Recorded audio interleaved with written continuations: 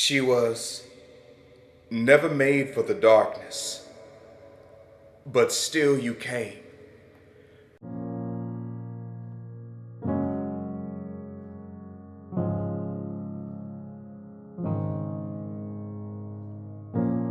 With a voice like a music box and fingertips like fish hooks, you lured her in, caressed her desires and teased her dreams. By the time she entered in, she forgot how to leave, stole the air from her lungs, no room to breathe as she falls beneath the sea, her life drowning in the dark.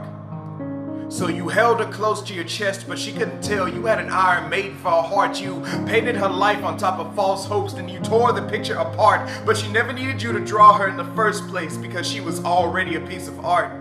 So when you told her that you would give her the world, did you even care about what she wanted?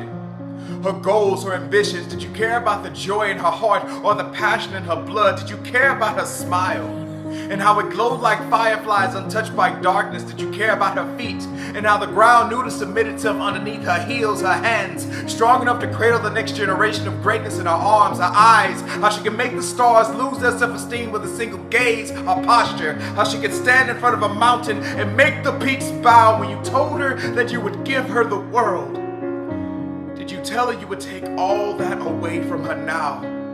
That she would have to substitute purpose for painkillers? Because there will be men who will come to steal the identity from her face. She won't be able to recognize who she is, and she'll be too numb to fight. And every night she'll sleep on top of a broken heart that doesn't beat. It rolls around in blood trying to suck life back into itself. And every vein has been severed so the blood has nowhere to flow. Her life has nowhere to go. It just rotates in circles, cycle after cycle. It is torturous and she is hurting.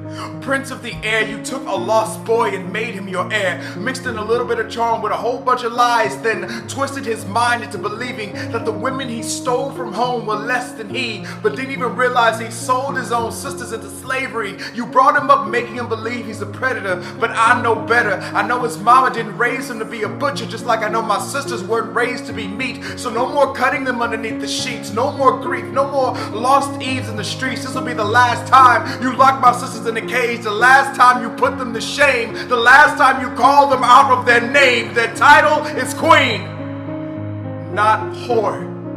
So no, you can't have their smiles anymore. You can't afford their hearts. They were never made for the dark.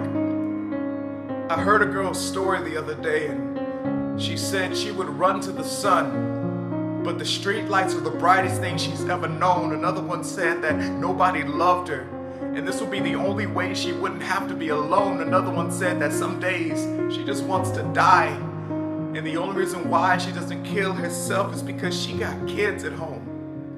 It would seem that money buys a lot more hurt than it does happiness. But don't you know your life is worth more than just loose change? And dollar signs can't fix the mess hell has made of you. You were never made for the dark, which is why you feel lost, broken, with so much weight to bear. But I promise you wouldn't be breathing if you weren't worth the air. No, life isn't always fair, but you can change the stage. You can flip the page and write your own chapter. Yes, your life matters, and it costs more than any dollar could afford.